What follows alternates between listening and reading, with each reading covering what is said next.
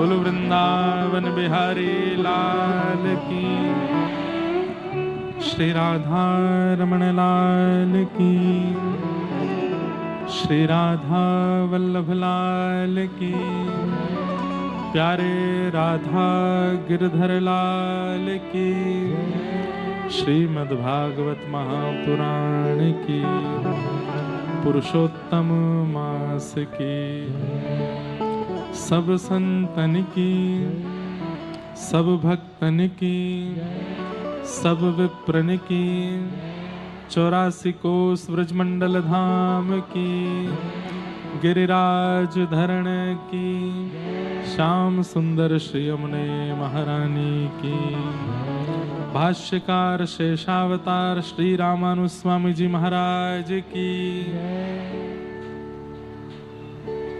बलकेश्वर महादेव की, जय जय श्री राम, जय जय श्री राम, जय जय श्री राधे।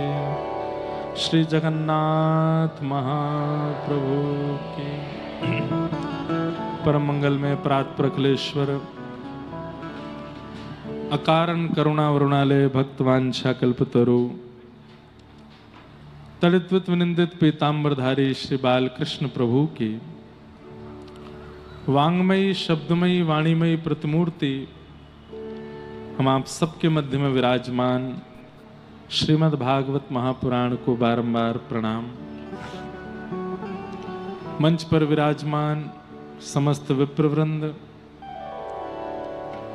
एवं समस्त गंधर्वजन, आप सभी आगरा एवं व्रजमंडल से और यत्र तत्र सब स्थानों से आए हुए वैष्णवों को बहुत बहुत जय श्री कृष्ण, जय सिया राम, जय श्रीमन्नारायण।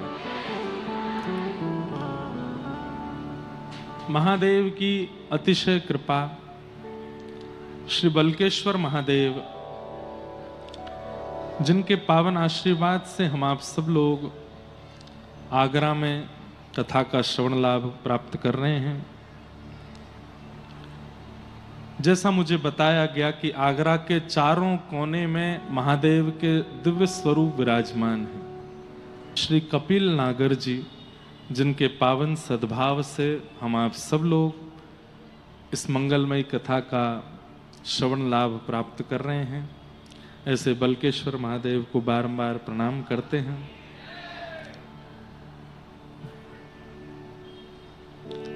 व्रजमंडल में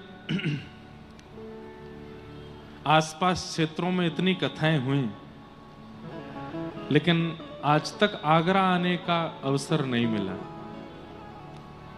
कई बार ऐसा होता है कि जो बहुत समीप होते हैं ना, उनको ज्यादा गुण दर्शन नहीं हो पाता। जो बहुत समीप होते हैं उनको ज्यादा लाभ नहीं मिल पाता। आगरा वाले हमारे बिल्कुल बगल में ही बैठे हैं। और भैया कैमरा वाले ने इधर हो जाओ आप। आगरा वाले इतने ज्यादा समीप हैं बिहारी जी के कि सब जगह कथा वही, लेकिन यहीं नहीं आ पाए। संभवतः ठाकुर जी ने अधिक मास 2026 कोई चुनो होगो कि यही में ही जानो है, ये पुरुषोत्तम मास में ही आनो है। क्यों? और दिना में आते तो एक कथा मानी जाती, अब आए हैं तो अधिक कथा मानी जाएगी। कथा अधिक भई है। पुरुषोत्तम मास, अधिक मास, यहां सब कछु अधिक है जाए। वाकु पुरुषोत्तम मास, अधिक मास के हैं। यहां एक बार किशोरी जी को नाम लोगे तो अधिक है जाएगो, एक बार राम नाम लोगे तो अधिक है जाएगो, एक बार कथा सुनोगे तो अधिक है जाएगो, एक परिक्रमा लगाओगे तो अधिक है जाएगो, एक वस्तु को दान करोगे वो भी अधिक है जाएगो, सब अधिक है जाए। अच्छा, अधिक में संख्या नहीं बताई, 100, 1000, लाख, करोड़, कितने? तो बोले वो व्यक्ति की भावना पर निर्भर करे कि वो पूर्व से कितनो भजनानंदी है, वाके भाव से अधिक होएगो।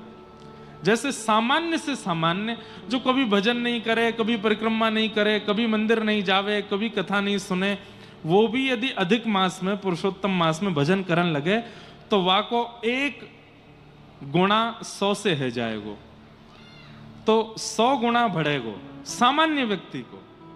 और जो नित्य तिलक धारण करे, नित्य कथा श्रवण करे, नित्य मंदिर, देखो अब यहाँ की कथा ब्रज भाषा में ही होएगी, या में मेरो बस नहीं है।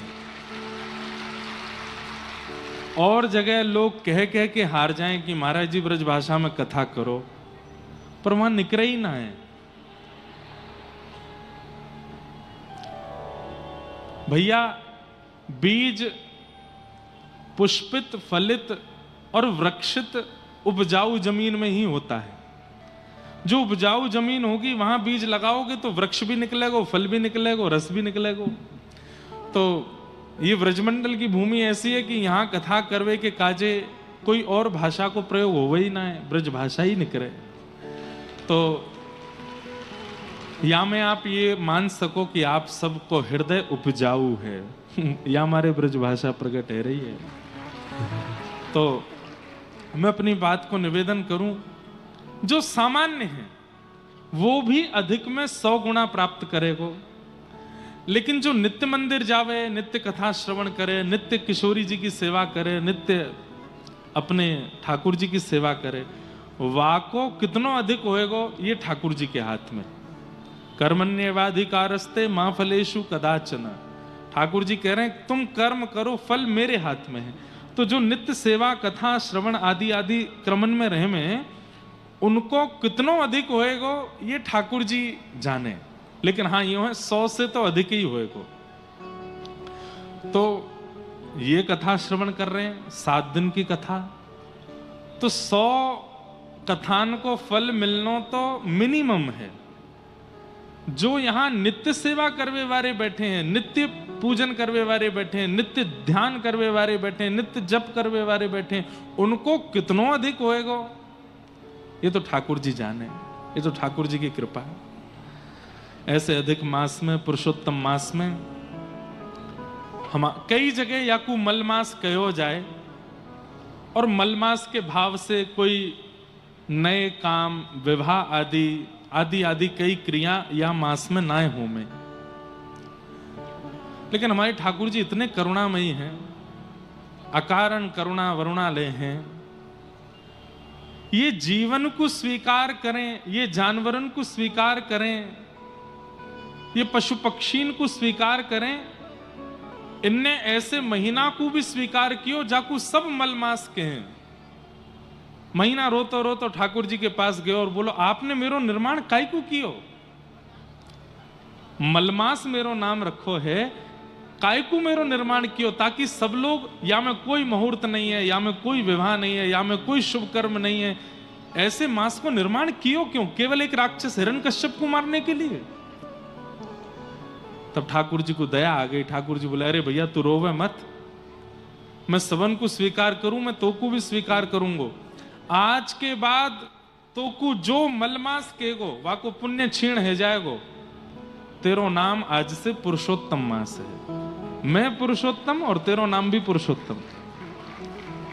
या मास की विशेषता का, या में बहवे वाली हवा, या में दिखवे वाले सूर्य, या में दिखवे वाले चंद्र, या में आवे वाले हर व्यक्ति, फूल पत्ते फल कण सब कछु पुरुषोत्तम स्वरूप है, सब ठाकुर जी के स्वरूप में है। इसलिए पुरुषोत्तम मास बहुत विशेष है।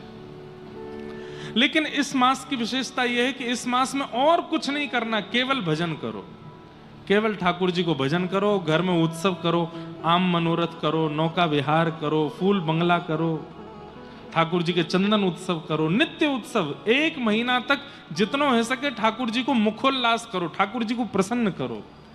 या मास में यही नियम है और कोई नियम नहीं। लेकिन ऐसे मास में यदि कथा श्रवण को मिल जाए तो ये ठाकुर जी की बहुत बड़ी कृपा है। ये बल्केश्वर महादेव की कृपा है कि आगरा में आप सब लोग पुरुषोत्तम मास के अवसर पर यमुना जी के पावन तट पर कथा श्रवण कर रहे हैं, और मैं सुनावे के काजे आया हूं। हमारे समस्त आयोजक समिति और हमारे श्री सुनील कांजी नागर और श्री कपिल नागर जी, जिनके मनोभाव से ये कथा हो रही है, उनको बहुत बहुत प्रणाम। क्या बढ़िया बौछार गिर रही है पंडाल में है। जो लोग बिल्कुल या बौछार के नीचे बैठे हैं 3 घंटा के अंदर तो नहा जाएंगे। लोग बाग कहेंगे भैया ऐसी कथा सुन के आयो, कोई पसीना पसीना है को? वाकू बताइयो भैया ये पसीना ना है, ये बौछार नहीं है, ये तो किशोरी जी की कृपा ही है।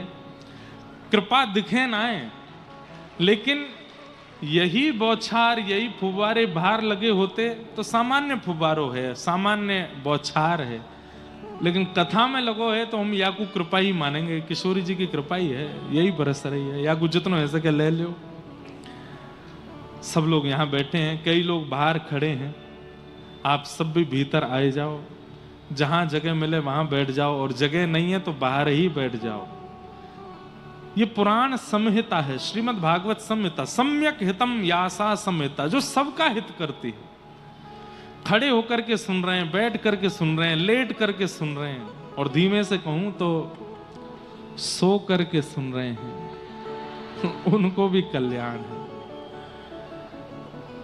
मैं जब यहां आ रहे हो तो मोकू ऐसी पतो चली कि महाराज जी आगरा में एक भ्रांति फैली है। मैंने की कहा भ्रांति है? बोले आप आगरा में रुकवे के, घर जावे के लाखों रुपया ले रहे हो, यहां पे आगे बैठ के कथा सुनने वाले बहुत रुपया दे रहे हैं। हम व्यास मंच से करबद्ध निवेदन कर दें, 40 मिनट दूर है वृंदावन यहां से, काई को रुकूंगा मैं आगरा? तो फिर तो घर ही जाऊंगा, रोज घर जाऊंगा, घर ते आऊंगा।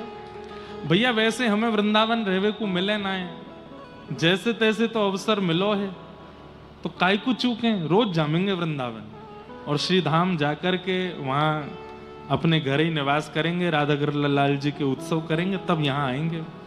तो ये जितनी भी भ्रांतियां, अब क्या है कि हमारी व्यासपीठ बहुत ज्यादा प्रत्युत्तर नहीं देती, बहुत ज्यादा सफाइयां नहीं देती, इसलिए लोग कुछ भी बात बना देते हैं। बोलो इतने रुपया ले रहे हैं, इतने लाख रुपया ले रहे हैं, कुछ नहीं ले रहे हैं। यहां जो आगे की ओर बैठे हैं ये भी आयोजक समिति, आयोजक लोगों के ही रिश्तेदार नातेदार होंगे, उनके परिवार ही होंगे।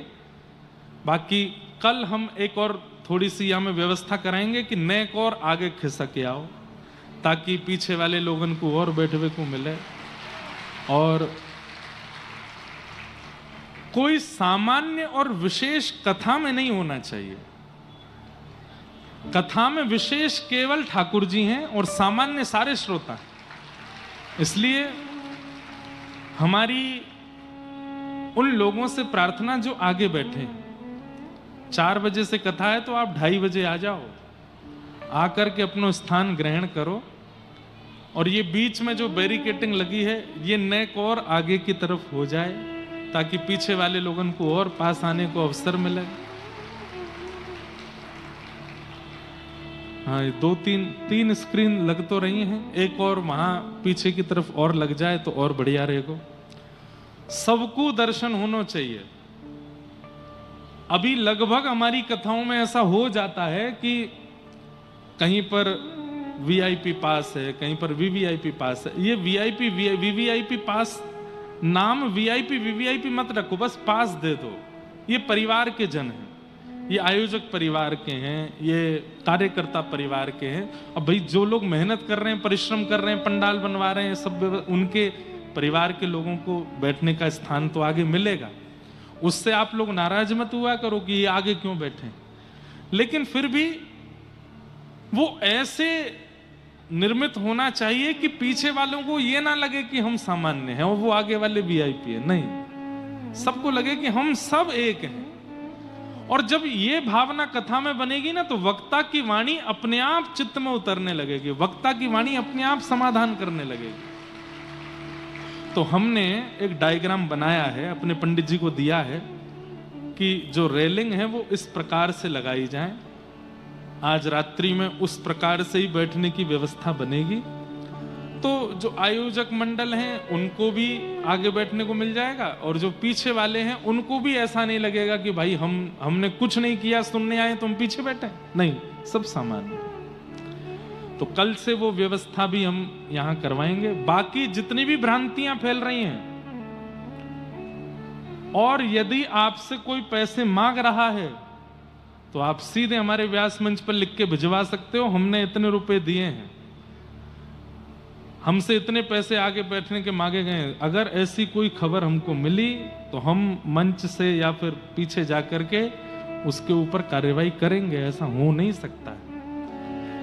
किसी के भी घर जाने के, पहली बात तो हम घर ही नहीं जाते, किसी के यहां नहीं जाते, अपने घर ही नहीं जाते, दूसरे के यहां कहां जाएं? अपने घर ही नहीं पहुंच पाते। पहले तो हमारी माता जी गुस्सा कियो करती हैं, अब तो और भी लोग गुस्सा करने लगे हैं, तो भैया काय को घर ही नहीं आओ। तो अपने घर ही नहीं जा पाते तो दूसरों के घर तो बहुत सामान्य है। बाकी इन 7 दिनों में कुछ घर हम जाने वाले हैं, और वो घर सारे या तो हमारे पुराने परिचित हैं, कई हमारे परिवार भी के लोग भी आगरा में रहते हैं, और कई आयोजकों के यहाँ। बाकी किसी के यहाँ जाने की कोई राशि नहीं है। ये जो भ्रांति फैलाई है इसको तुरंत समाप्त करो। और रकम सुन के तो महाराज मैं इतना खुश भयो, अरे वाह, मैं एक घर जावे के इतने ले रहा हूं, या से तो मुंह पे बहुत बढ़िया बड़ी वाली गाड़ी आ जानी चाहिए। लेकिन ये सारी बातें बिल्कुल व्यर्थ हैं। हमारी पता नहीं क्या ऐसी कोई राशि चल रही है हमारे कुंडली में कि बिना बात की बात बन जाती है हमारे लिए। लेकिन सब ठाकुर जी की लीला है। करी गोपाल की सब होए, जो अपनो पुरुषार्थ माने अति झूठो है सोए। करी गोपाल की सब होए। ठाकुर जी जो चाहते हैं वो सबके संग होता है। इसलिए हम तो ठाकुर जी की इच्छा मान करके, कोई यश देवे तो स्वीकार कर लेते हैं, कोई अपयश देवे तो और स्वीकार करते हैं। इसलिए बिल्कुल ये जितनी भी भ्रांतियां फैल रही हैं इसमें बिल्कुल ना पड़े। अस्ति स्वस्तरुणी कराग्र विगलत कल्प प्रसूनाप्लुतम वस्तु प्रस्तुत वेणुनादलहरी निर्वाण निर्व्याकुलम स्रस्त स्रस्त निवर्धनी बिबिलसत् गोपी सहस्रावृतम हस्तन्यस्तनतापवर्गमखिलो दारं किशोराकृति वसुदेव सुतं देवं कंसचाणूरमर्दनं देवकी परमानंदम कृष्णं वंदे जगद्गुरुं।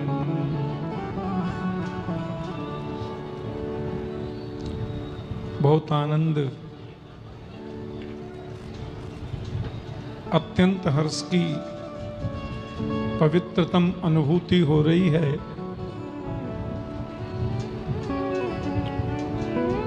पुरुषोत्तम मास के इस पावन अवसर पर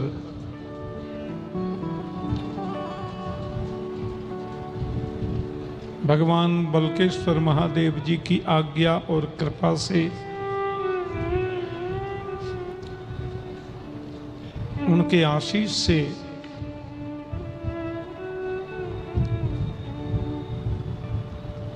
पवित्र नगरी आगरा के बलकेश्वर पार्क परिसर में संत महापुरुषों के, वैष्णवाचार्यों के, जगत गुरुओं के अत्यंत आत्मीय, अत्यंत प्रिय मेरे पुत्र चिरंजीवी इंद्रेश उपाध्याय जी के द्वारा भागवत सप्ताह प्रवचन ज्ञान महायज्ञ का आज यहाँ शुभारंभ होने जा रहा है। कल पोरसा में हमारी भागवत कथा पूर्ण हुई। सबका आग्रह था कि क्योंकि कल से वृंदावन में हमको कथा करनी है, तो लोगों ने कहा कि आप इधर से निकल के जाएं तो 2 मिनट आशीर्वचन करके जाएं। भगवान बल्केश्वर के अंतेवासी, उनके अंग से भी उनके कृपा प्रसाद प्राप्त महंत कपिल जी का भी भाव था कि एक दिन आप अवश्य आइएगा।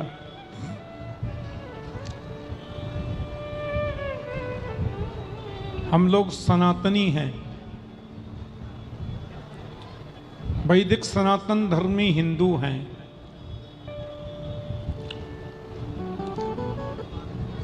जो अद्भुत सूत्र हैं, धृति क्षमा दमोस्तेयम शौचमिंद्रिय निग्रह धीर विद्या सत्यम क्रोधो दशकम धर्म लक्षणम।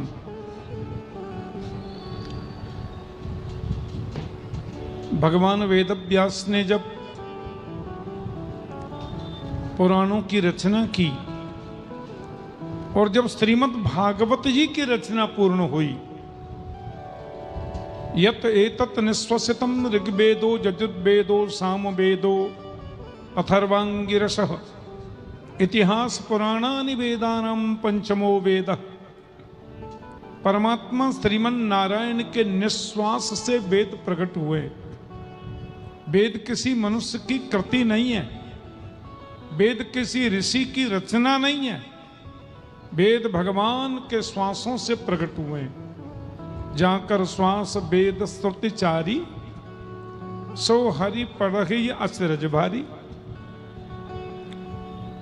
तो वेदों के एक एक सूत्र, वेदों की एक एक ऋचा की व्याख्या भगवान वेदव्यास जी के पुराणों में प्राप्त होती है। पुराणों में उन वेद की ऋचाओं को खुलकर के भगवान वेदव्यास ने कहा है। कथानकों के माध्यम से, भगवत चरित्र के माध्यम से, हरि लीला के माध्यम से वेद के आदेश को जन जन तक पहुंचाने का काम भगवान वेदव्यास ने किया। तो फिर वेदव्यास जी से पूछा गया, आपने 18 पुराण लिखे और 18 पुराणों में 18वां श्रीमद् भागवत है। इनको पंचम वेद कहते हैं। श्रीमद् भागवत आख्योयम प्रत्यक्ष कृष्ण एव ही। भागवत प्रत्यक्ष परमात्मा कृष्ण का रूप है। तेनेयम वांगमयी मूर्ति प्रत्यक्षा वर्तते हरे। परमात्मा की वांगमयी मूर्ति श्रीमद् भागवत है। तो महाराज इतने पुराणों को पढ़ना तो चाहिए, समय निकाल के जरूर अध्ययन करना चाहिए। पर यदि हम आपसे ये पूछें कि समस्त पुराणों का, वैदिक सनातन संस्कृति का निचोड़ क्या है, उसका आधिकारिक सूत्र क्या है, यानी समस्त शास्त्रों का सार क्या है, भगवान वेदव्यास ने बहुत सुंदर बात कही। श्रूयतां धर्म सर्वस्वं श्रुत्वा चैवावधार्यताम् आत्मनः प्रतिकूलानि परेषां न समाचरे। व्यास जी बोले बस शास्त्र का, पुराणों का, चतुर्वेदों का, सनातन संस्कृति का एक ही सार है, जिसे हम कहते हैं धर्म। मूलम ही विष्णुर्देवानां यत्र धर्म सनातन। तो सनातन धर्म का मूल क्या है? बोले आत्मनः प्रतिकूलानि परेषां न समाचरेत्। जो बात हमें अपने व्यवहार में प्रतिकूल लगती है, जो व्यवहार हम दूसरों से अपने प्रति नहीं चाहते हैं, ऐसा व्यवहार दूसरों के साथ कभी न करें। यही धर्म है और यही सनातन का मूल है। आत्मनः प्रतिकूलानि परेशान न समाचरेत, परहित सरिस धर्म नहीं भाई, पर पीड़ा सम नहीं अधमाई।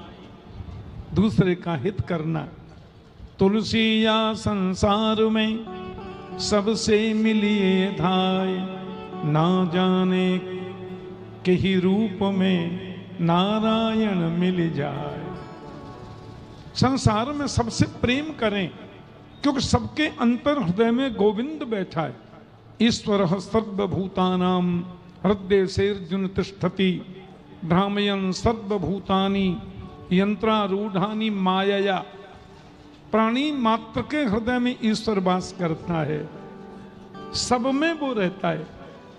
इसलिए हम सबसे प्रेम से बोलें, अपने व्यवहार में मधुरिमा लाएं, ना जाने के ही रूप में नारायण मिल जाए। ये हमारे वेदों का सार है, ये पुराणों का मुख्य सूत्र है।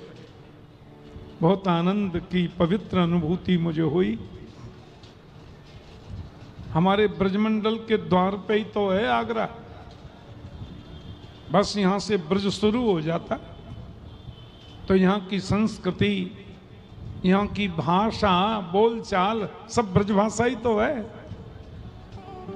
हमारे ब्रजमंडल के द्वार आगरा के इस पवित्र परिसर में महंत कपिल जी के सत्य संकल्प के प्रतिरूप में भागवत कथा का यहाँ आए। और देखो संजोग, अभी इंद्रेश मुक्तिनाथ में कथा करके आए।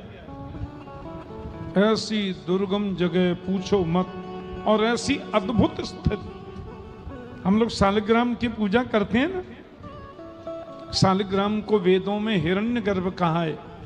हिरण्यगर्भ समवर्तताग्रे भूतस्य जातः पतिरेक आसीत, सदाधार पृथ्वीम यामुपेयाम कस्मई देमाय हरिका विदेमा। बद्रीनाथ में तो हम लोग कई बार कथा कर चुके, लाला की कथा भी कई बार हुई। लेकिन मुक्तिनाथ का जो स्थान है वो बद्रीनाथ से भी तकरीबन 2500 फीट और ऊंचा है। कैसी बर्फ रहती है। और वहां से और ऊपर जाएं एक दिन की यात्रा तो दामोदर कुंड, जहां शालिग्राम प्रकट होते हैं, भगवान मुक्तिनाथ की प्राकट्य भूमि। तो मुक्तिनाथ में अब तक के इतिहास में केवल 4 कथाएं हुई हैं, नहीं 3 कथा, 3 हुई ना। पूज्य मुरारी बापू ने वहां कथा करी, आदरणीय रमेश भाई ओझा जी ने वहां कथा करी, और अभी चिरंजीव इंद्रेश उपाध्याय वहां कथा करके आए। केवल भारत से ही नहीं, विश्व से, समस्त विश्व के हमारे हिंदू सनातनी भाई वहां कथा श्रवण करने के लिए गए। अब मैं तो क्योंकि यहाँ कथा में था, मेरा मन भी था कि 21 तारीख को, क्योंकि 24 से मेरी कथा थी यहाँ पोरसा में, तो मैंने कहा लाला एक दिन हम 21 तारीख को आ जाएंगे भैया, कथा सुनबे। तो बोले नहीं आप रहने दो, वहाँ थोड़ी ऑक्सीजन की भी कमी हो जाती है, फिर आपको कथा भी इधर करनी है। हमने की तो हमारी तरफ से दंडवत कर लेना मुक्तिनाथ भगवान को।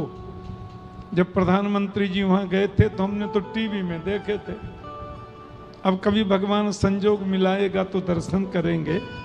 तो हिरण्यगर्भ जो शालिग्राम है उनकी प्राकट्य भूमि मुक्तिनाथ, ऐसे दुर्गम स्थान पर भी लोग सुनने के लिए गए।